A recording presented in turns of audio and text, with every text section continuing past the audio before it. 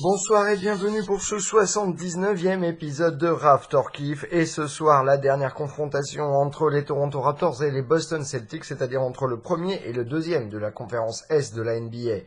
Toronto est premier, je le rappelle, avec 2 matchs au goal average d'avance sur Boston. Et donc ce soir est un match crucial car après ce match, il ne restera plus que 4 matchs de saison régulière pour les Raptors ou les Boston de finir premier de cette conférence. Les deux équipes ont joué hier soir. Toronto a joué contre Cleveland. Si vous avez suivi les podcasts, vous savez que Cleveland l'a emporté chez eux contre Toronto. Un match qui a été vraiment à sens unique du début jusqu'à la fin, ou quasiment la fin, puisque vous n'êtes pas sans savoir que les 2 dernières minutes du match ont été plutôt à l'avantage des Raptors, qui ont failli d'ailleurs changer le cours du match, et c'était la 3e unité venue du banc, ce qui était plutôt très surprenant, mais forcément pas tant que ça, puisque c'est le banc des Raptors. Et le 5 de départ pour les Boston Celtics est composé de Al Horford, Aaron Baines, Terry Rozier, 3e du nom, Jaylen Brown et Jason Tatum. Pour les Toronto Raptors, il s'agit comme d'habitude de Kyle Lowry, DeMar DeRozan, OG Anunoby, Serge Ibaka et Jonas Valanciunas. Nous sommes maintenant 5 minutes et 29 secondes dans le premier quart-temps et c'est un score très bas, 9-7 pour Boston, et franchement pour le moment c'est beaucoup d'opportunités manquées de part et d'autre, beaucoup de tirs loupés en fait de part et d'autre, et cela donne un score qui est vraiment très bas en ce début de premier quart-temps. Et le problème pour les Raptors, c'est que ça favorise Boston qui aime jouer dans ce genre de match, tandis que les Raptors aiment plutôt être dans les hauts scores et enfoncer l'adversaire. Il reste 2 minutes 29 à jouer dans ce premier quart-temps et c'est un match vraiment demi-teinte. On voit bien que les deux équipes ont joué hier soir et qu'elles sont toutes les deux fatiguées. Il y a énormément de déchets dans ce début de match. Donc je le répète, il reste 2 minutes et 29 secondes et Boston mène 17-14, mais en même temps il y a déjà eu tellement de changements de leader dans ce match, dans ce premier quart-temps, que cela n'est pas très important. Il n'y a que 3 points d'écart. À la fin du premier quart-temps, les Boston Celtics mènent 20-14 et comme je le disais en tout début de podcast, en tout début de match tout du moins, j'ai comme l'impression que l'allure du match favorise Boston qui est beaucoup plus à l'aise dans un jeu posé, enfin dans un match posé, c'est-à-dire où les défenses sont installées de chaque côté à chaque fois. Ils ont beaucoup moins de difficultés que les Raptors à construire quand la défense adverse est installée. Et comme la défense des Raptors ce soir n'est pas à son fort, encore une fois, on ne peut pas dire que cela les avantage beaucoup du coup. Il n'y a pas de contre-attaque en transition pour les Raptors. En fait, c'est ça le point. Après 5 minutes et 4 secondes de jouer dans le deuxième quart-temps, Boston mène 26-25. Et c'est une confrontation entre un mix du banc et du 5 de départ de Boston contre le banc des Raptors. Et pour le moment, cela tourne à l'avantage des Raptors qui sont capables d'encaisser et d'aller devant. On a vu une très belle défense de Jakob Poeltl dans ce début de deuxième quart-temps et en fin de premier quart-temps également. Et maintenant, c'est Lucas Noriega qui, avec ses grands bras et sa capacité à contrer, gêne les percussions et pénétrations plutôt de Boston, ce qui est plutôt pas mal. En tout cas, le score est encore très serré, 26 pour Boston, 25 pour Toronto, avec 6 minutes et 56 secondes restantes dans ce deuxième quart-temps. Et un peu plus d'1 minute 30 plus tard, puisqu'il reste 5 minutes 29 dans ce deuxième quart-temps, et je le disais, les Raptors et le banc des Raptors étaient en train de faire le boulot, et là, ils ont fait l'écart, puisque Toronto mène 32-26, et du coup, Boston, qui avait déjà appelé le dernier temps mort, rappelle un nouveau temps mort. L'unité qui faisait le boulot là à présent, c'était Lucas Noriega, CJ Miles, Delon White, Fred VanVleet et Kyle Lowry, ce qui donnait vraiment une unité très petite puisque, bon, bien sûr, Bébé fait 2m10, 2m12 de haut, mais par contre les 4 autres, le plus grand fait 1m95, je crois, ça doit être Dylan White. Ah pardon, non, CJ Miles doit faire 1m98. Enfin, et tous les 4 font en dessous des 2 mètres, entre 1m80 et 2 mètres. Et franchement, ils ont mis la baraque à feu et à sang de Boston, qui est plus grand, plus lourd, des bras plus longs bien sûr, mais qui n'arrive pas à endiguer la vitesse des Raptors là, qui s'est jouée sur la minute 30 qui vient de s'écouler et qui se jouait déjà un petit peu avant, puisque je le disais, il y a eu un petit changement de physionomie depuis le début du deuxième quart-temps. Et il reste 1 minute 30 dans le deuxième quart-temps et les Raptors dorénavant ont vraiment creusé le trou puisqu'ils mènent 43-29. Et c'est impressionnant, la défense que les Raptors ont mis en place a complètement arrêté Boston, qui a réussi sur un shoot et une faute commise sur le shoot à marquer 3 points, mais qui était resté bien bloqué au compteur depuis très longtemps.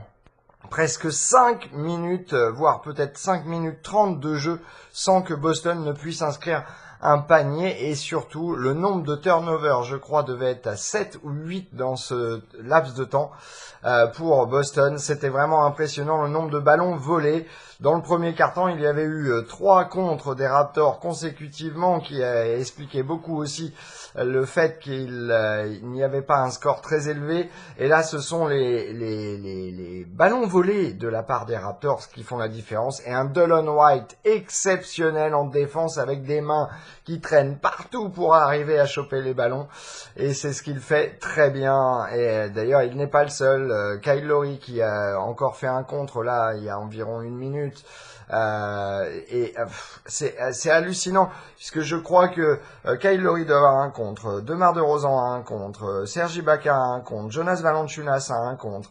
Je me demande si Jakob Poeltl en a pas un, et Jakob Poeltl, c'est comme Harry Potter, vous voyez, il faut le dire un peu vite, parce que sinon on se plante.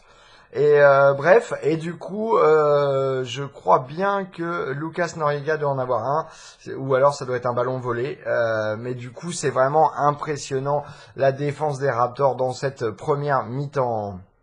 Et à la fin de la première mi-temps, les Toronto Raptors mènent 43-33. C'est une fin une mi-temps en demi-teinte tout de même, malgré le fait que les Raptors mènent de 10 points et qu'ils ont limité Boston à 13 points dans le deuxième quart-temps. Il faut quand même bien dire que Toronto avait été limité à 14 points dans le premier quart-temps. Bien sûr, Boston n'en avait marqué que 20 à ce moment-là, donc 20 et 13, 33, alors que les Raptors ont marqué 14 et 29 dans le deuxième quart-temps, ce qui est quand même beaucoup mieux, mais il y a encore beaucoup de déchets dans ce match, et c'est dû à des défenses féroces de part et d'autre. Pour l'instant, les Raptors arrivent à trouver plus de trous dans la défense de Boston que Boston n'arrive à en trouver dans celle de Toronto. À signaler tout de même que le banc des Raptors a marqué plus de points que l'unité de 5 majeurs. Je vous rappelle que vous pouvez retrouver tous les podcasts Raptor Kiff sur les pages, sur le site qui s'intitule mykiff.fr, mykif.fr. Vous pouvez également nous retrouver sur YouTube et Twitter sur les pages intitulées Kiff, K-I-F, plus loin, podcast, P-O-D-C-A-S-T-S. Il y a un S, c'est au pluriel. Et du coup, vous pouvez également nous retrouver sur Facebook, sur Sport au pluriel, Kiff Podcast. Et vous pouvez me contacter par mail au mail suivant, contact@mykiff.fr. Je l'appelle CONTACT@mykif.fr. Oui, il y a une petite hésitation en plein milieu et j'en suis désolé. De temps en temps, on se demande à quoi on pense quand on épelle. Dans ce troisième quart-temps, 5 minutes et 14 secondes ont été jouées. Les Toronto Raptors mènent à 49-39 dans un match qui a encore une fois ralenti. Et il faut dire, les deux défenses sont vraiment bien en place. On voit que ce sont bien les deux meilleures défenses de la ligue, ou presque, qui sont en train de s'affronter. Toronto qui est dans le top 5, et je crois que Boston doit être 1 ou 2 actuellement en défense dans la ligue. Donc c'est pour vous dire si ce sont deux juggernauts de défense qui s'opposent, même si Toronto est normalement la meilleure offense. Mais là, ce soir, pour l'instant, bien qu'ils aient 10 points d'avance, et je le dis, avec aucune dérision, bien qu'ils aient 10 points d'avance, on sent que le match peut tourner à n'importe quel moment pour une des deux équipes, car il y a vraiment des moments de sécheresse passagère de points marqués, on va appeler ça comme ça. Il reste 2 minutes 44 dans le troisième quart-temps et les Raptors mènent toujours 60-46. L'écart reste relativement constant et pour le moment c'est franchement les Raptors qui tirent le mieux leur épingle du jeu. Et à la fin du troisième quart-temps, les Toronto Raptors mènent 67-53. Ils ont même mené de 20 points à un moment donné, 65-55, ou de 19 peut-être, 65-46, je me souviens plus exactement. Mais Boston qui a réussi à marquer quelques lancers francs et un panier à 3 points pour revenir du coup à 14 points. Cela dit, pour le moment, vraiment dans ce troisième quart-temps et dans le deuxième, ce sont les Raptors qui ont dominé, autant défensivement que offensivement, même si on le voit, le score n'est vraiment pas très élevé quand on pense qu'il y a quelques jours seulement, les deux équipes avaient ce score-là à la mi-temps, c'est-à-dire 60 points à la mi-temps. C'est pour vous dire si aujourd'hui les deux équipes avaient décidé de jouer défense et encore défense. Et c'est vraiment impressionnant ce que font les Raptors aujourd'hui. Limiter Boston à 53 points après 3 quarts-temps, c'est vraiment quand même du phénoménal. On ne peut pas dire autre chose. Il reste un peu plus de 3 minutes 30 à jouer dans ce quatrième quart-temps et les Toronto Raptors mènent 89-73 dans un match qui, depuis le premier quart-temps, a tourné à sens unique à l'avantage des Raptors. Pourtant, qui ne sont pas forcément les plus en réussite non plus ce soir. Je pense que quand je vous donnerai les résultats de la feuille de match, vous vous apercevrez à quel point les taux de réussite sont relativement bas ce soir, que ce soit à 3 points pour l'une ou l'autre des deux équipes, ou que ce soit même à 2 points. Il reste dorénavant 2 minutes et 25 secondes dans ce quatrième quart-temps et les Raptors mènent à 91-75. Et les Toronto Raptors remportent le match 96-78. Franchement, c'était impressionnant au niveau de la défense. Une bataille impressionnante. Je n'en reviens toujours pas que Toronto finisse avec 18 points de plus que Boston, sachant qu'avec la même équipe, il y a 4 jours, Boston a battu Toronto de 10 ou 12 points, de 11 points, je crois, 110-99.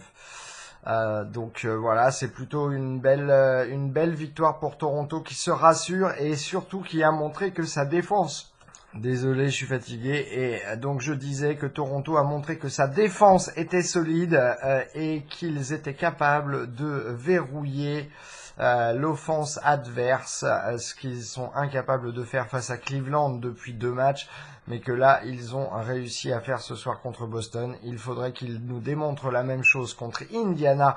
Je crois que c'est vendredi soir le match. Ce serait bien. Comme ça, on serait fixé. Et puis, il faut le tenir jusqu'au playoff, c'est-à-dire continuer cet effort-là jusqu'à la fin de la saison, y compris les playoffs. Passons à la feuille de match. OG Anunoby a joué 10 minutes, 4 points, 4 rebonds, 2 sur 3 au tir, 0 sur 1 à 3 points, aucun lancer franc, 2 rebonds offensifs, aucun turnover et 3 fautes commises. Il termine moins de Serge Ibaka a joué 29 minutes, 15 points, 6 rebonds, 2 passes décisives, 1 ballon volé, 2 contres. Il s'est fait aussi contrer une fois. 7 sur 13 au tir, dont 1 sur 4 à 3 points malheureusement. Aucun lancer franc, 1 rebond offensif, 1 turnover et 2 fautes commises. Il termine avec plus 14. Ah, je vais pas y arriver. Jonas Valanciunas a joué 13 minutes, 4.5 rebonds. Il faut dire que ça n'était pas son soir. 2 sur 8 au tir, 0 sur 2 à 3 points. Aucun lancer franc. 3 rebonds offensifs tout de même. 1 turnover, 2 fautes commises. Il termine moins 1. DeMar DeRozan, qui a joué seulement 27 minutes, a marqué 16 points, 3 rebonds, 2 passes décisives, 1 ballon volé, 1 contre, 6 sur 17 au tir, 3 sur 4 par contre à 3 points, 1 sur 1 au lancer franc, aucun rebond offensif, aucun turnover, 3 fautes commises, il termine plus 5. Enfin, alors, du 5 de départ, il nous reste Kyle Lowry. Désolé, j'ai un petit souci avec mon ordinateur, tout bug. Alors, Kyle Lowry a joué 32 minutes, 13.5 rebonds, 5 passes décisives, 1 ballon volé, 1 contre, 5 sur 11 au tir, 2 sur 7 à 3 points, 1 sur 2 au lancer franc, 1 rebond offensif, 3 turnovers et 3 fautes commises. Il termine avec plus 20. Norman Powell ensuite, qui a joué 10 minutes, aucun point, 5 rebonds, 0 sur 4 au tir, 0 sur 4 du coup à 3 points en fait, aucun lancer franc, aucun rebond offensif, une faute commise et un turnover. Il termine tout de même avec plus 1. Jacob Poeltl a joué 16 minutes, 9 points, 3 rebonds, 1 ballon volé, 4 sur 4 au tir, aucun lancer franc, aucun 3 points, un lancer franc réussi sur un tenté, 2 rebonds offensifs, 2 turnovers, 4 fautes commises. Il termine plus 0. Ensuite, Pascal Siakam, 16 minutes, 3 points, 2 rebonds, 2 ballons volés, 1 sur 2 au tir. Il n'a franchement pas été très bon en offense aujourd'hui, mais par contre en défense il a été très bon. Il n'a tenté aucun 3 points, 1 sur 2 au lancer franc, aucun rebond offensif, aucun turnover, 2 fautes sifflées contre Pascal. Il termine moins 3. Ensuite, nous avons Fred VanVleet, 23 minutes jouées, 15 points, 3 rebonds, 4 passes décisives, 5 sur 10 au tir, dont 3 sur 6 à 3 points, 2 sur 2 au lancer franc, aucun rebond offensif, aucun turnover, aucune faute commise. Il termine plus 10. CJ Miles, qui a joué 15 minutes, 3 points, 1 rebond, 2 passes décisives, 1 sur 7 au tir et 1 sur 5 à 3 points. Aucun lancer franc, aucun rebond offensif, aucun turnover, 2 fautes commises. Il termine plus 8. Delon Wright a joué 26 minutes, 8 points, 9 rebonds, 8 passes décisives, 2 ballons volés, 2 contres. Il s'est aussi fait contrer 2 fois. 4 sur 9 au tir, il n'a tenté aucun 3 points, aucun lancer franc, 2 rebonds offensifs, 2 turnovers, 2 fautes commises. Il termine plus 19.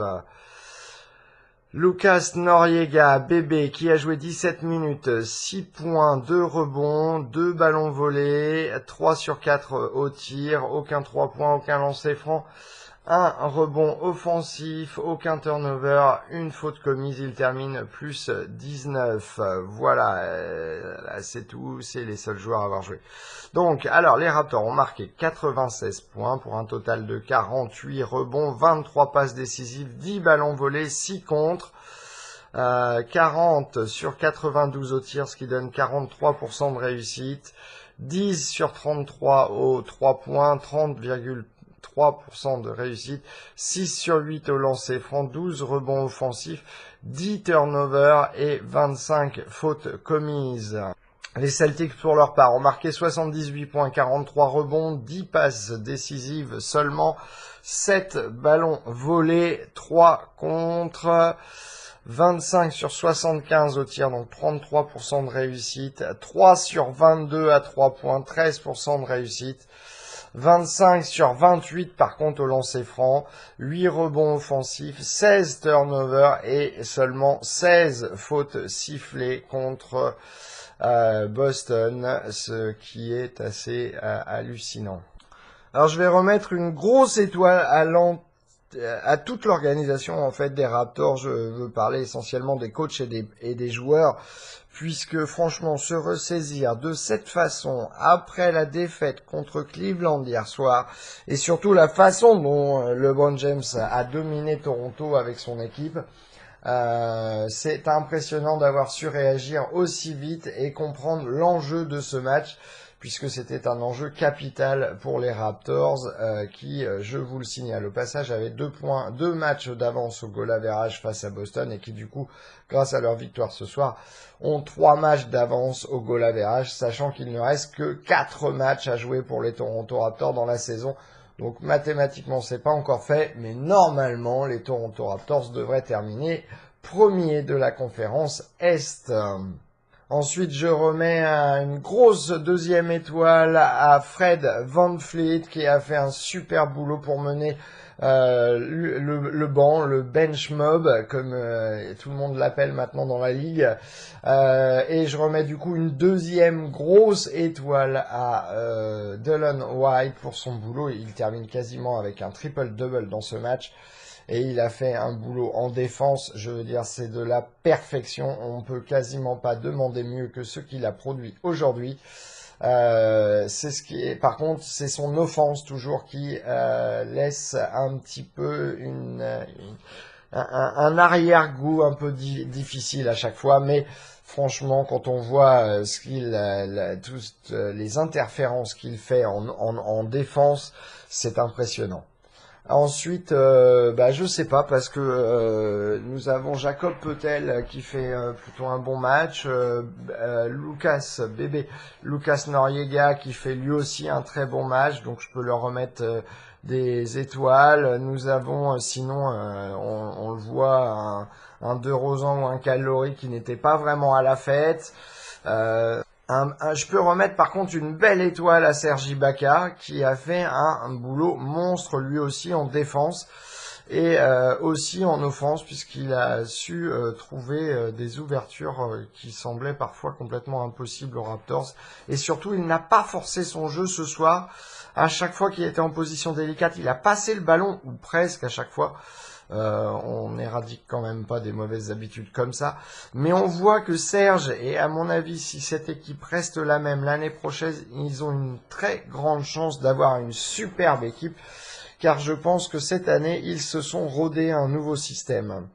Enfin voilà, on se retrouve pour le prochain match vendredi soir. Les Toronto Raptors se déplace à Indiana, si je me souviens bien. Attendez, je vais vérifier. Eh bien non, je me suis donc trompé. C'est bien contre Indiana, mais c'est Indiana qui se déplace à Toronto vendredi soir, ce qui sera l'un des derniers matchs de la saison, je crois bien, à domicile. Alors, je vais vérifier. Eh bien non, le dernier match de la saison à domicile se jouera contre Orlando, et ce sera lundi soir, mais je dis des bêtises ce soir, je suis désolé. Non, ce sera dimanche soir, et du coup les Raptors qui auront plutôt après les Toronto Raptors contre Atlanta lundi soir. En fait, j'ai mélangé les deux matchs. Et mercredi, on se déplacera à Miami pour terminer la saison régulière. Et quelle saison, puisque ce soir, je vous le rappelle, avec leur victoire, les Raptors viennent d'égaler leur propre record établi il y a 2 ans, je crois, de 56 victoires sur la saison, avec 4 matchs encore à jouer. Et les Raptors qui pourraient encore, j'y crois pas trop parce que je pense que dans le dernier match, ils ne joueront pas vraiment le match, mais qui pourraient encore atteindre les 60 victoires cette saison. Sait-on jamais. Voilà. Bref, on se retrouve vendredi soir pour le match opposant les Toronto Raptors aux Indiana Pacers. Le match se jouera donc à Toronto. Et jusque-là, je vous dis bonne nuit, bonne journée, peu importe à quelle heure vous écoutez. Ciao les copains.